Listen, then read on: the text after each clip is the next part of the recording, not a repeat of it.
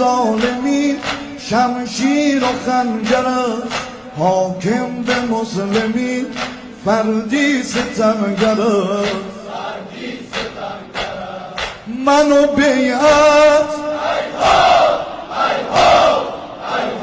منو ذلت هر که دارد سر غمرانی ما بسم الله هر که دارد غم تنهایی ما بسم الله حب ریاست چه ها می کند فتنه و آشوب به پا می کند مسلمانان